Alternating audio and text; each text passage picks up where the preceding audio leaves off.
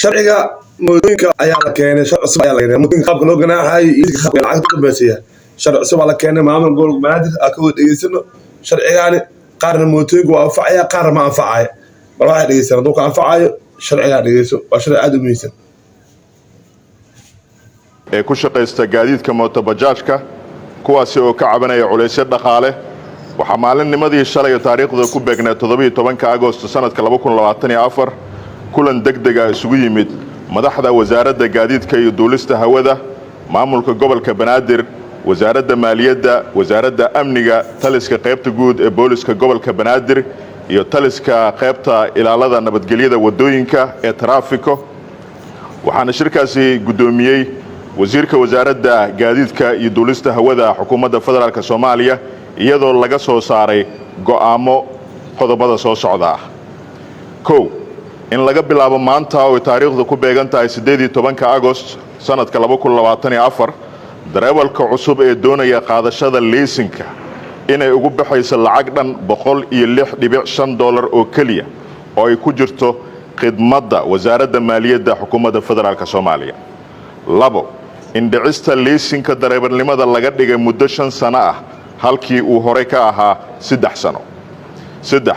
in darawalka mooto bajaajka ee ka dhaco leesinka oo ku cusbeenaysiisan karo oo kaliya $32 isagoo oo ku shubaya account-ka wasaaradda maaliyadda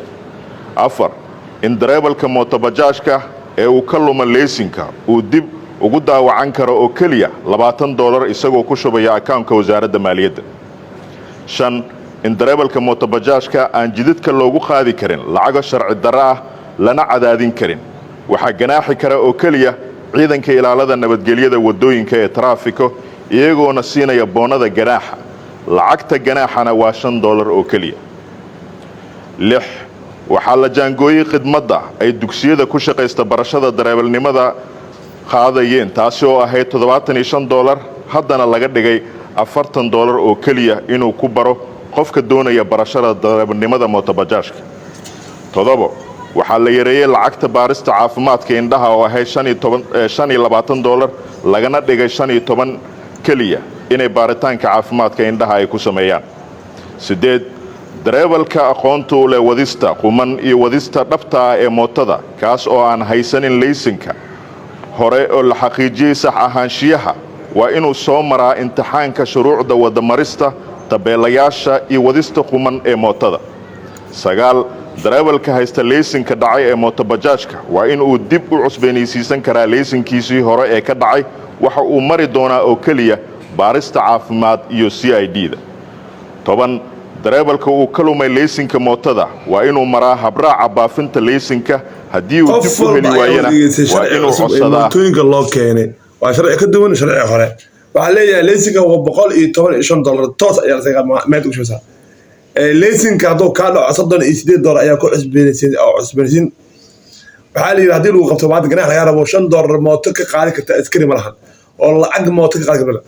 markaan waxa maleeyaa in mootooyada xoolaha loo ranaaday oo nin dambe oo baad ka qaaday askari meel ku taan lacag ka qaadana habeenada way dhamaatay lacagta ganaax hadda qalad gasho oo $5 waxa ku shubaysaa bangiga dawladda oo qaybta maaliyadda marka sharcigaani mooto badan waa ku farxeen koona ku farxeen adii sharci soo kuliyahay maamul gobolka wada keenan ku wanaagsan yahay sharci ama sharci wax ku taramo yahay mise sharci waxa waaye adiga ku dhibaya qof walba committee u furan yahay oo jawaab ku sabix kara su'aal ku sabix kara